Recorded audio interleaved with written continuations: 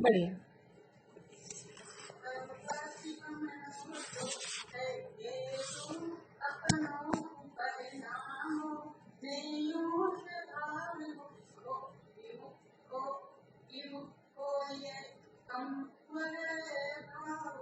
दव्य विमुखो, दव्य विमुखो ये कम्मुख भाव।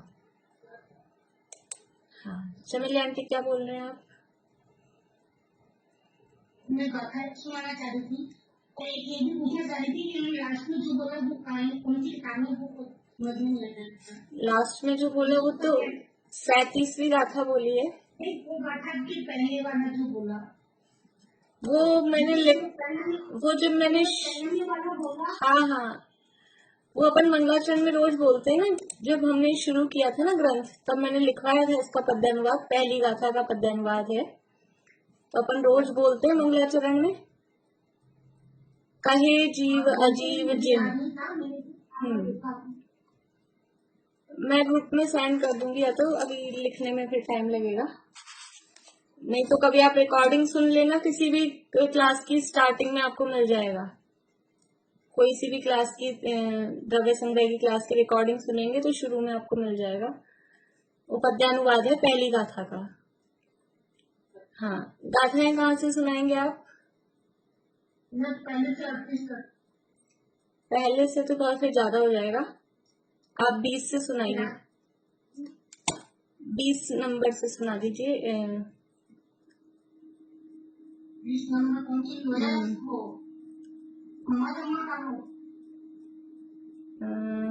धम्मा देख लो आप एक बार, यही वाली आएगी शायद। 21 से बोल लीजिए, शायद 21 22 काल द्रव्य वाली है ना, काल द्रव्य से बोल लीजिए। 21 से बोल लीजिए।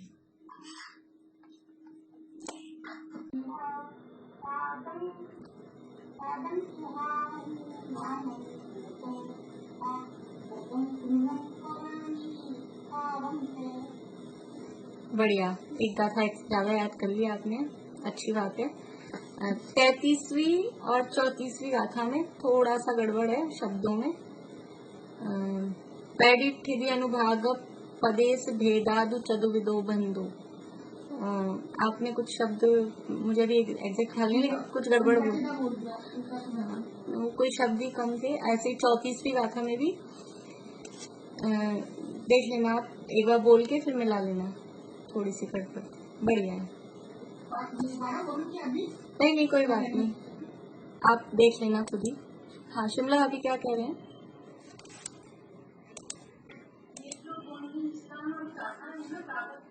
हाँ हाँ,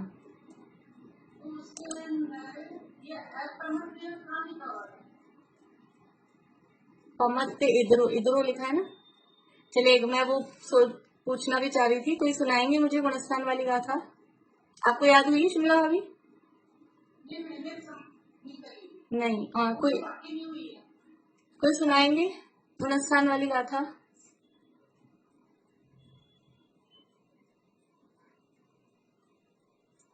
मिच्छो सासण मिस्सो, ये वाली गाथा कोई नहीं है?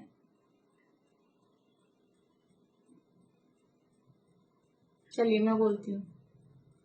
मिच्छो सासण मिस्सो अविरद सम्मोय देश विरदोय विरदा पमत इदरो अपुव अणियठिसुः मोय। तो ये जो शब्द आया ना, विरदा यानी विरह, पमत यानी प्रमत, प्रमत यानी छठा गुण स्थान, फिर इयरो छपा है या इधरो है, एक ही अर्थ है दोनों का।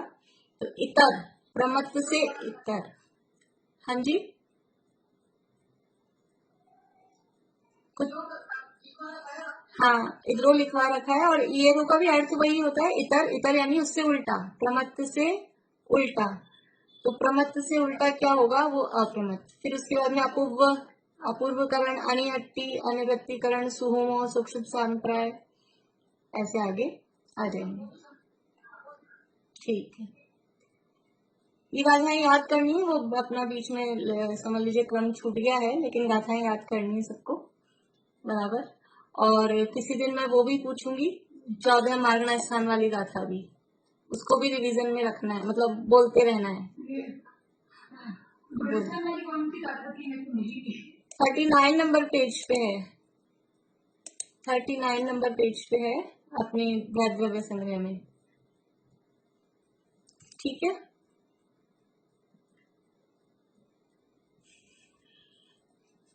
ये गाथा अपनी चल रही थी पेज नंबर 177 पे बृहद द्रव्य संग्रह में।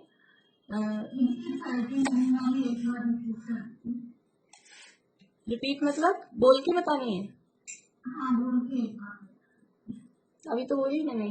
देखिए, मिच्छो सासण मिस्सो अविरद सम्मोय देश विरदोय विरदापमत इधरो अपुव अणियठिसुः मोय उव संत क्षीण मोहो सजोग केवली जिनो अजोगीय 14 गुण ठाणाणीय कमेण सिद्धायणाय वा।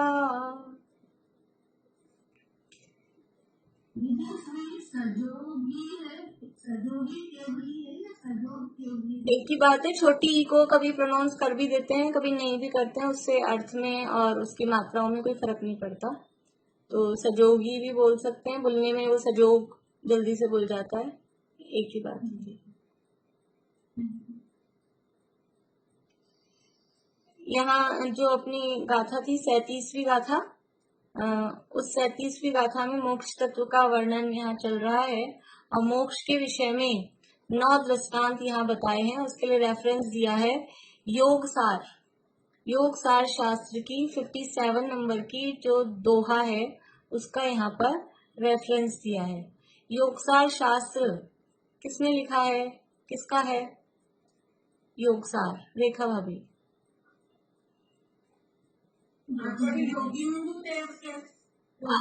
आचार्य योगेंदु देव, योगेंदु देव आचार्य थे या नहीं मालूम नहीं, योगेंदु देव उनको बोलते हैं।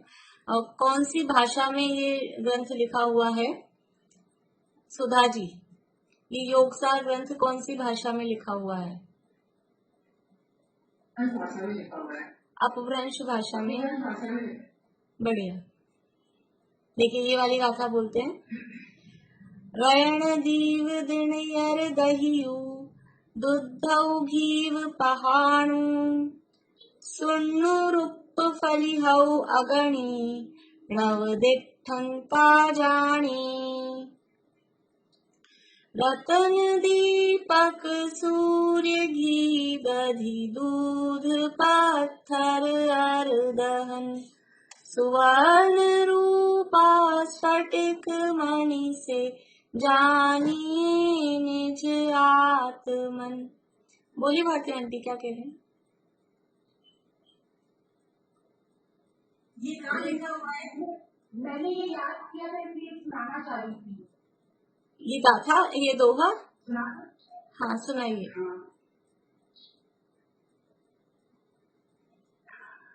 रतन दीपक सूर्य की दधि दूध पत्थर वदन सुवर्ण रूपा स्फटिक मणि से जानिए निज आत्म को।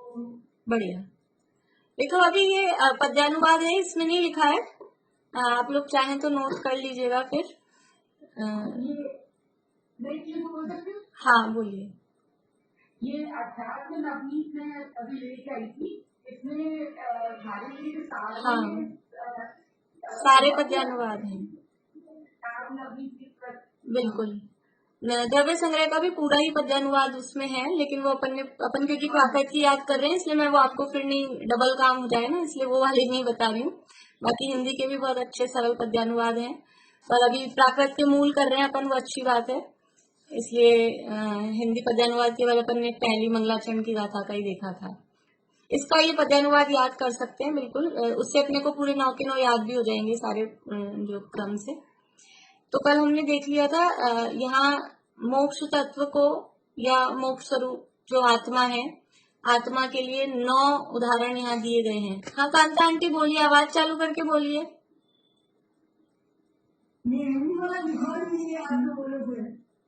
अच्छा चलिए लिखिए। रतन, दीपक,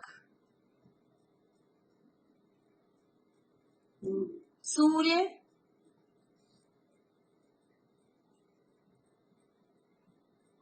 घी, दधी, दूध,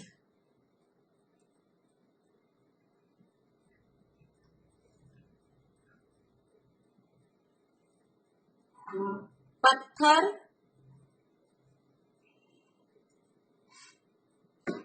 दहन, दहन, बस और की जगह और शब्द है वो दो उसमें। फिर से बोलती हूँ, रतन, दीपक, सूर्य, घी, दधी, दूध, पत्थर, दहन। ये पहली लाइन हो गई। अब दूसरी लाइन, सुवर्ण, सुवर्ण, रूपा,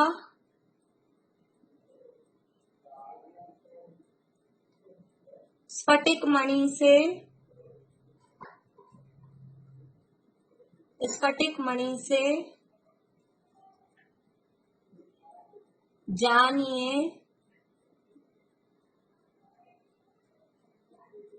निज आत्मन, या निज आत्म को दोनों हैं, जानिए निज आत्मन। ठीक है, तो अपनी चर्चा कल यहाँ हो गई थी रत्न के संबंध में और दीपक के संबंध में। रत्न से आत्मा की तुलना, बोलिए रजनी जी, रत्न से आत्मा की तुलना क्या क्या पॉइंट थे? जैसे रत्न अनमोल होता है और रत्न अखंड होता है, उसका नहीं है। रत्न प्रकाशमान होता है, स्वयं भी उजाला देता है और दूसरों को भी प्रकाशित करता है।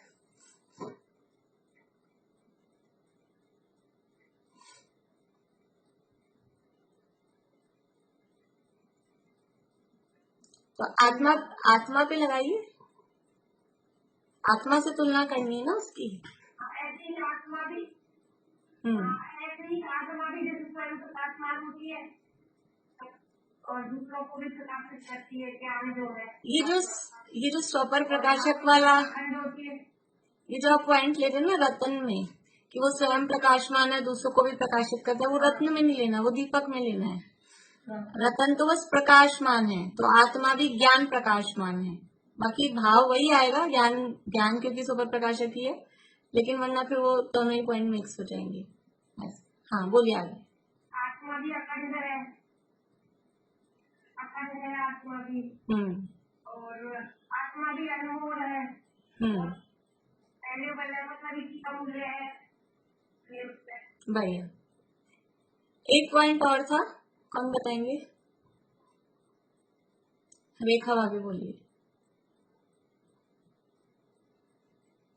ये आत्मा भी निर्मल है, स्फटिक मणि जैसे निर्मल है आत्मा भी।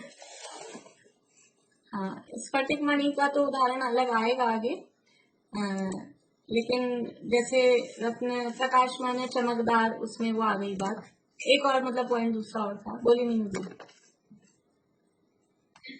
जैसे जौहरी रत्न को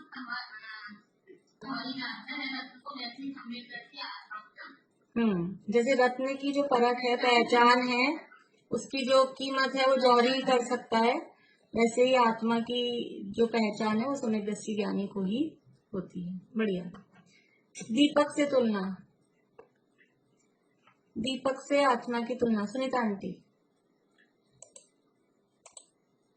दीपक से प्रकाशित है। हाँ दीपक का एक ही आएगा ना। हाँ, ये तुलना में फिर समानता भी है और असमानता भी है। तो वो भक्तामर का उदाहरण लेके बात की थी अपन ने।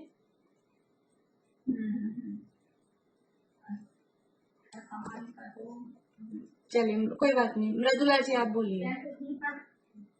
ज्ञान का दीपक है जैसे, ऐसी आत्मा भी ज्ञान से ही है, ये तो समान है। ठीक है। तो ये तेल चाहिए, बत्ती चाहिए और हवा से बुझ जाता है, वो जला हुआ दीपक कहलाता है। लेकिन आत्मा को हमेशा प्रकाशवान ही रहती है। हाँ नहीं, प्रकाशमान तो देखिए, अभी आपने जो ये बातें की ना, तेल चाहिए बत्ती चाहिए, तो आत्मा के लिए किसी आत्मा रूपी दीपक के लिए किसी तेल की बत्ती की इनकी जरूरत नहीं है। ना वो हवा से बुझता है, ना वो धुआं, निर्धूम वर्तिर अपवर्जित तैल पूरा, वो तो उसमें धुआं भी नहीं है, वो हवा से भी नहीं बुझता है, उसमें बत्ती की भी जरूरत नहीं है। ऐसा ये आत्मा दीपक के समान है।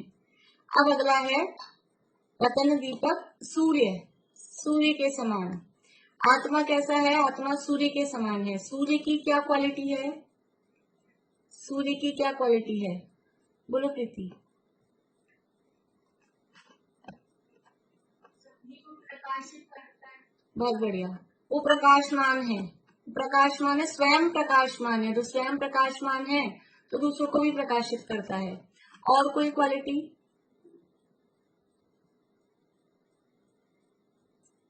गर्म होता है। हाँ, गर्म होता है, मतलब वो प्रतापवान है। एक सूरज में एक प्रचंडता ऐसा होती है ना, एक सूरज में एक प्रताप अलग ही टाइप का होता है। तो सूरज प्रकाशवान है और प्रतापवान है। वैसे ही आत्मा भी कैसा है कि आत्मा में एक प्रभुत्व नाम की शक्ति है। अभी मुझे संस्कृत की लाइन याद नहीं है। आत्मा में एक प्रभुत्व नाम की शक्ति है और उसमें ऐसा ही है, अखंडित प्रताप शालित्व लक्षणा प्रभुत्व शक्ति, शायद ऐसा ही है। हो सकता है एक आध शब्द कुछ छूट रहा हो। उसमें प्रताप शब्द आता है कि आत्मा अत्यंत प्रतापवान है। तो प्रभुत्व, आत्मा एक अलग ही। हाँ जी,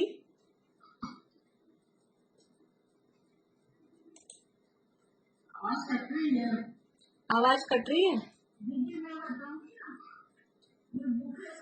हाँ हाँ, पढ़ दीजिए।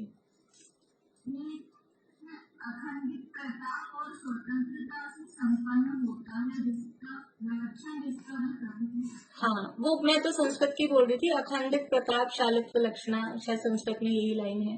हाँ हाँ। आवाज सभी को ब्रेक होके आ रही है क्या? नहीं, ठीक आ रही है।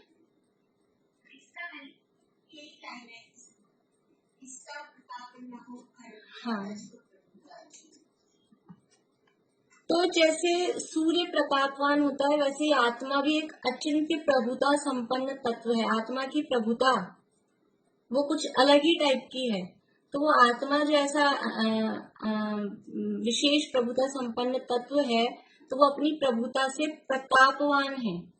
वो अपनी अखंड जो चैतन्य का प्रताप है, ज्ञान का प्रताप है। तो भले ही अपन 9 उदाहरण ले रहे हैं, लेकिन उन 9 में ज्ञान आएगा ही आएगा।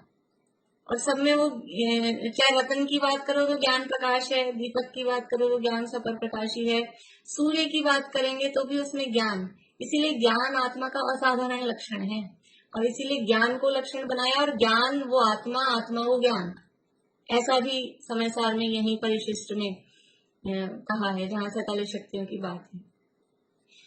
तो जैसे सूर्य में अनंत मतलब सूर्य ऐसा शक्तिशाली, शक्तिशाली मतलब कोई लड़ाई झगड़ा मतलब कोई युद्ध में आया ऐसा नहीं, लेकिन सूर्य की ताकत के आगे अभी जैसे समझ लो तो कल फिर थोड़ी आंधी वांधी बारिश आ रही तो थोड़ी गर्मी कम ऐसे हो जाती है, वरना इस समय मई के महीने में वो कितना यानी सूर्य का वो प्रताप रहता है तो सब एसी भी फेल हो जाते हैं, कोई नहीं उसके बल के आगे किसी की नहीं चलती, इतनी गर्मी यानी वो उसका वो रहता है।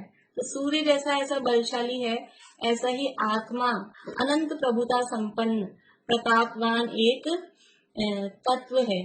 अब सूर्य की तो क्या है, एक लक्षण अभी बताया प्रीति ने कि वो उष्ण होता है, प्रकाश देता है और वो उष्ण होता है।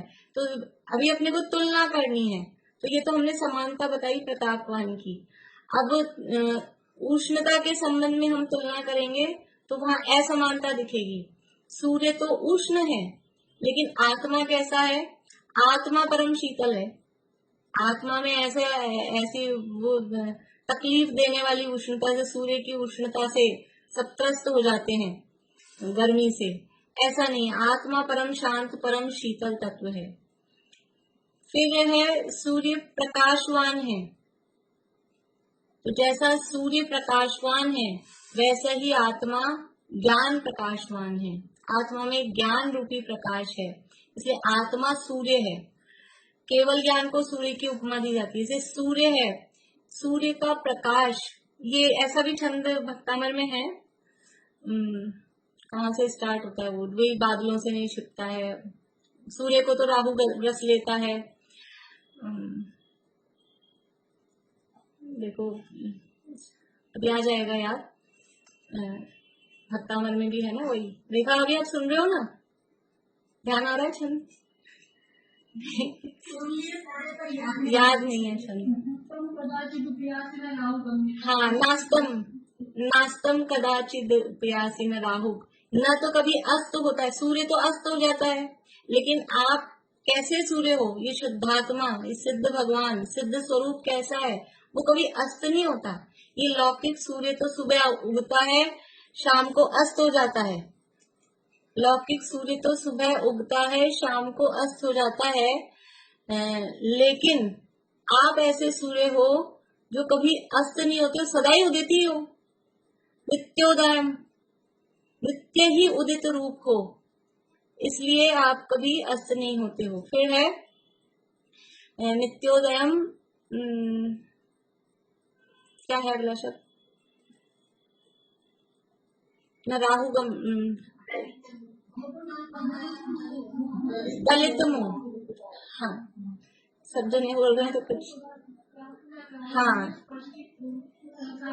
नास्तम कदाचित, नित्योदयन चंद्रमा के संबंध में, ठीक है।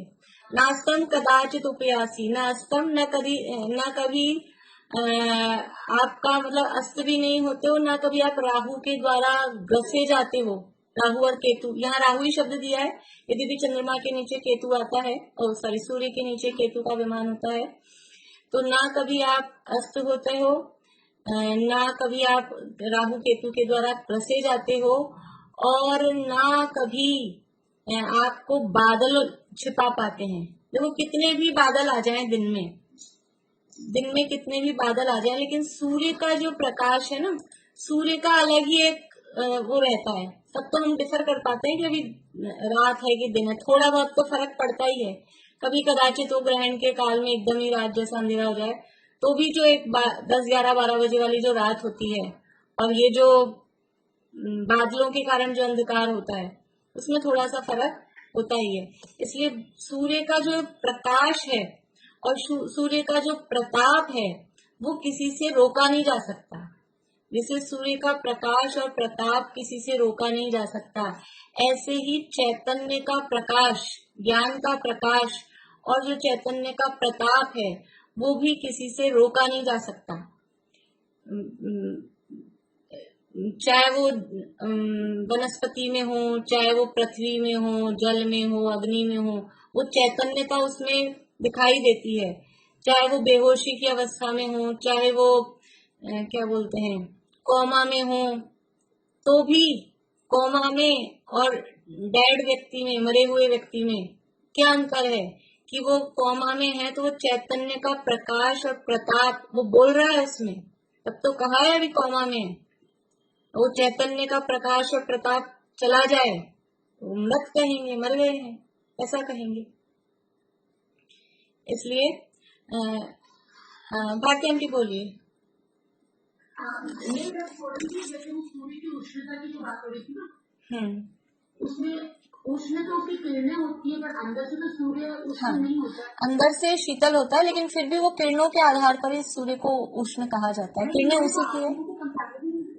हाँ, कंपैरिजन अच्छी बात बताई आपने। अपन ऐसा कंपैरिजन कर सकते हैं कि आत्मा में क्रोध, मान, माया, लोभ के विकार हैं, मोह, राग, द्वेष के परिणाम है। जो ये गर्म चीजें दिख रही है ये बाहर हैं, अंदर से तो आत्मा भी परम शीतल ही है। जैसे सूर्य है वो अंदर से शीतल है, बाहर से गर्म दिख रहा है, ऐसे ही ये मलिन दिख रहा है, विकारी दिख रहा है, क्रोधी, मानी, मोही, रागी, द्वेषी, देव, नारकी ऐसा दिख रहा है। तो ये बाहर से है, अंदर से तो वो परम शांत शीतल ही है। आप लोगों में से कोई 1-2 मिनट के लिए कोई पाठ करेंगे? मुझे अर्जेंट एक फोन आ रहा है। कौन करेंगे? निशा आंटी आप करिए। गाथाएं पाठ कर लीजिए।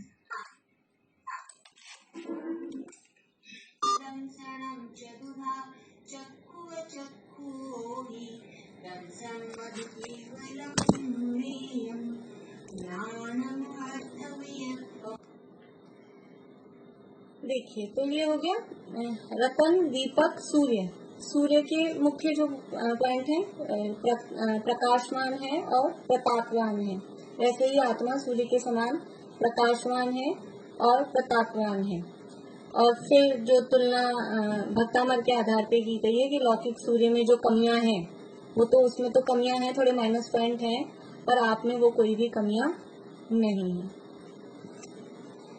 अब है रतन, दीपक, सूर्य, दही, दूध, घी। घी, दही, दूध है ना, तो दही, दूध और घी, दही, दूध और घी के समान है आत्मा। सबसे पहले इसमें क्रम, वो छंद के क्रम से दही, दूध और घी कहा है। क्रम ऐसा होना चाहिए, दूध, दही और घी, दूध, दही और घी, ऐसा।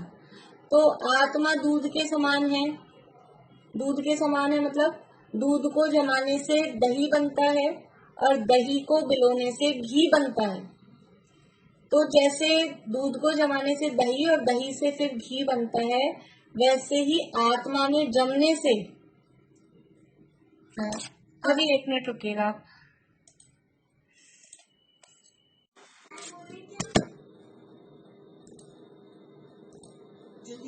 हाँ हाँ हाँ, आ गए।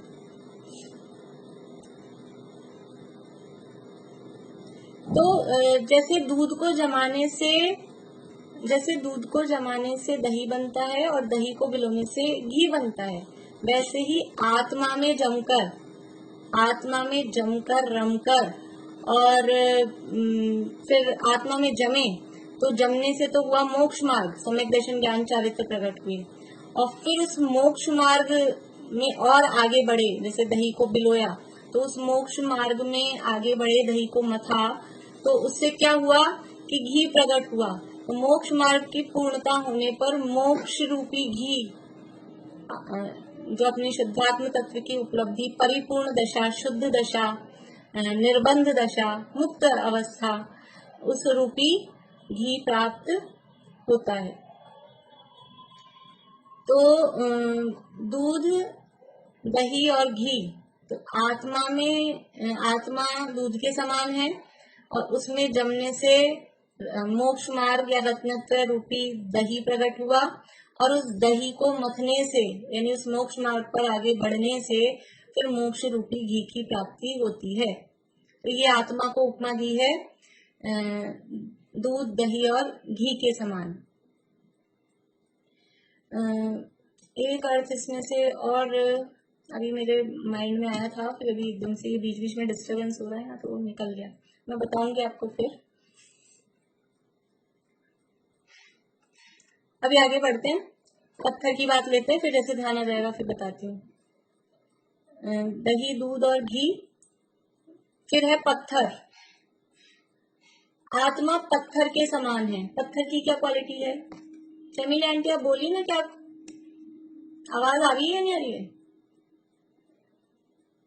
अनम्यूट, अच्छा अनम्यूट। एक बार इसका दोबारा समझा दीजिए दूध दही का। हाँ देखो, जैसे दूध है, दूध को जमाने से दही बनता है, और दही को बिलोने से मक्खन, मक्खन मतलब घी, मक्खन से घी बनता है, तो दही को बिलोने से मक्खन या घी बनता है। वैसे ही आत्मा में जमने से, आत्मा में जमे, तो आत्मा में जमने से रत्नत्रय रूपी दही, मोक्ष, रत्नत्रय मतलब मोक्ष मार्ग वाला समझना, मोक्ष मार्ग रूपी दही प्राप्त होता है। और फिर उस दही को जैसे मथते हैं, तो ऐसे ही मोक्ष मार्ग में और आगे बढ़ते हैं और प्रोसेस करते हैं। दही को मथना मतलब उसमें प्रोसेस करना, तो मोक्ष मार्ग में और उस प्रोसेस में आगे बढ़ते हैं, तो मोक्ष रूपी मक्खन, केवल ज्ञान रूपी मक्खन, सिद्ध दशा रूपी मक्खन या घी, उसकी प्राप्ति होती है। तो ऐसे आत्मा को यहाँ दूध दही घी की उपमा दी है। अब है पत्थर। पत्थर कैसा होता है? पत्थर कैसा होता है, बोली पूर्णिमा आंटी। मैं इसका मतलब दूध दही पदार्थ को जैसे लोक में उत्कृष्ट माना जाता है, सभी पदार्थों में उत्कृष्ट ज्ञान सा भगवान आत्मा में उत्कृष्ट श्रेष्ठ माना गया है। ये भी ले सकते हैं, हाँ ले सकते हैं, ये भी अच्छा है। हाँ जैसे दूध दही को अच्छा पदार्थ माना जाता है, ले सकते हैं वो भी। माना गया कि अगर हम सब दूध से लिया गया था, उसी तरह से श्रेष्ठ पदार्थ दूध दही की माना, उसी प्रकार से लोग में छह द्रव्य सबसे श्रेष्ठ द्रव्य कौन सा है? द्रव्य आत्मा युक्त करते। इसी प्रकार से पत्थर जैसा घनपिंड ठोस रहता है, ऐसा ज्ञान का घनपिंड आत्मा भी ठोस प्रकार से बढ़िया बढ़िया। जैसे पत्थर ठोस है, घन है, और पत्थर की जो बात लिख देते हैं अमिट, जैसे वो पत्थर से लिख दिया तो अमिट हो जाती है, ऐसे ही आत्मा भी ज्ञान का घन पिंड पत्थर के समान एकदम। देखो आत्मा कठोर है कि नरम है, कि कठोर भी है और नरम भी है, कि बाहरी किसी वस्तु का प्रवेश नहीं है, ऐसा तो कठोर है, और अंदर अपने अनंत गुण आनंद से भरा पूरा है, इसलिए वो अंदर में नरम भी। जैसे वो होता है ना, उसकी भी उपमा देते हैं कई जगह आत्मा को नारियल की, जैसे कि बाहर से कठोर दिखता है और अंदर से मीठा कोमल होता है, ऐसे ही। तो जैसे पत्थर है वो अत्यंत दृढ़ है, कठोर है, और उससे जो कुछ लिखा जाए तो वो मिटता नहीं है, अमिट होता है, वैसे ही आत्मा के ज्ञानादि गुणों में से एक गुण भी कम नहीं होता, ऐसा बराबर परिपूर्ण ठोस ऐसा आत्मा तत्व है। और जैसे पत्थर अपने में अन्य वस्तु को प्रवेश नहीं करने देता, पत्थर में कुछ घुस सकता है क्या अंदर? पत्थर के अंदर, घन का मतलब ही वही है, घन किसे कहते हैं कि जिसके अंदर कोई वस्तु प्रवेश नहीं कर सके, ज्ञान का घन पिंड, ऐसा गुरुदेव श्री के प्रवचनों में बार बार में आता है, आत्मा ज्ञान का घन पिंड है। तो घन पिंड का मतलब क्या, कि आप उस पर कुछ भी घुसाना चाहो तो उसमें कुछ घुस नहीं सकता है, उसमें कुछ प्रवेश नहीं कर सकता है, जो कुछ डालेंगे जो कुछ भी करेंगे वो बाहर बाहर ही होगा। ऐसे ही आत्मा ज्ञान तत्व है, उसमें मोह राग द्वेष विकारी भाव, कर्म नो कर्म, द्रव्य कर्म भाव कर्म नो कर्म, कोई भी ये बाहरी पदार्थ की प्रवेश नहीं करते, पर वस्तु का प्रवेश तो है ही नहीं। और ये जो दिखाई दे रहे हैं द्रव्य भाव नो कर्म, वो भी आत्मा में अंदर प्रवेश नहीं करते। ऐसा आत्मा, आत्मा के अंदर अंदर क्या है, केवल बस ज्ञान, ज्ञान अनंत गुण संपदा उससे बना हुआ है, लेकिन किसी भी बाहरी तत्व का प्रवेश संभव नहीं है आत्मा में। ऐसा वो पत्थर के समान ठोस, कठोर, घन, ऐसा वो तत्व है। ये हो गया रतन, दीपक, सूर्य, घी दही दूध, पत्थर और दहन। दहन किसे कहते हैं, या अपन इससे देखें, इसमें है क्रम, रैण, दियु, दिणियर, दह्यु, दुधु, घी, पहाणु, सुणऊ, यानी स्वर्ण, सोने के समान। जो मूल गाथा में ना, उसमें क्रम में सोना है। सोना कैसा होता है, सोने की क्या क्वालिटी है, सोना क्यों इतना महंगा होता है? पता है किसी को? क्योंकि उसकी कभी भी वो नहीं बदलती, वैल्यू कभी चेंज नहीं होती। वैल्यू मतलब व्यक्ति और चीजों के साथ मिलकर वो चेंज नहीं होता। हाँ, ये बहुत बढ़िया बढ़िया। बोलिए शिमला भाभी भी बोलिए। ये यही बता रहे थे कि सोने की करनी करता। हाँ, सोने की कीमत क्यों है? मलिन नहीं होता मतलब सोने में कभी जंग नहीं लगती, कंचन को काट लागती नहीं, ऐसा बहनश्री के वचनामृत में आता है। कंचन सोना, लोहा होता है उसमें जंग लग जाती है। स्टील के भी बर्तन होते हैं ना, और अगर हल्की थोड़ी सी क्वालिटी खराब है तो उसमें भी जंग लग जाती है, टूट जाती है, कड़क जाती है, तड़क जाती है। सोने में जंग नहीं लगती। लाखों करोड़ों वर्षों तक भी सोना पानी में पड़ा रहे, कीचड़ में पड़ा रहे। अपने छेड़ाला में उदाहरण है, कादे में हेम अमल है, तो गंदगी में पड़ा हुआ है सोना। सोना यानी शुद्ध माना जाता है। सोना और चांदी वो शुद्ध माने जाते हैं, अशुद्ध नहीं होते, वो शुद्ध है। सोने से तो और दूसरी बस सोने के छींटे देते, कभी तो ऐसा होता है, आजकल तो पता नहीं, अभी तो लोग जानते भी नहीं। पुराने जमाने में ऐसा होता था, शुद्ध करने के लिए सोने की चीज से टच करके फिर छींटे देते थे। तो कुछ लोग हाँ कर रहे हैं, पता है मतलब आप लोगों को भी। तो अभी तो सब गई वो चीजें, अभी तो शुद्धता शुद्धता सब मानते ही नहीं है कुछ ऐसा। तो सोने को शुद्ध माना जाता है। सोने में क्योंकि अशुद्धि नहीं आती, सोने में कभी जंग नहीं लगती।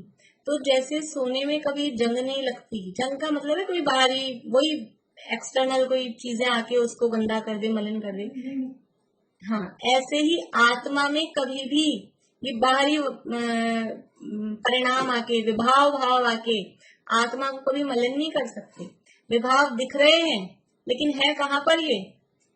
कहाँ पर है ये? कांटों सी पैदा हो जाती चैतन्य सदन के आंगन में। ये मोह राग द्वेष के विकारी भाव, ये सब कहाँ हो रहे हैं? दिख तो रहे हैं, आत्मा में हो रहे हैं। अभी तो निश्चयवासी प्रकरण में ये सिद्ध कर रहे हैं कि राग द्वेष के परिणाम आत्मा में हो रहे हैं। वहां तो ये सिद्ध करते हैं। पढ़ रहे हो कि नहीं पढ़ रहे आप लोग? मोक्षा प्रकाशक का छोड़ दिया जो लोग पढ़ते थे? करेंगे अपन, मंडे से चालू करेंगे मोक्षा प्रकाशक की क्लास। पढ़ लेना, अभी 2-3 दिन है, भूल भाल रहे हो तो खोल के। हाँ ठीक है, आधा घंटे रखेंगे, आधा घंटे रखेंगे, लेकिन फिर वो बहुत लंबा गैप हो गया है। कल मैंने डेट देखी तो 6 तारीख को लास्ट क्लास पिछले महीने हुई थी द्रव्य संग्रह की, और 6 तारीख कल थी। 1 महीने का पूरा गैप हो गया।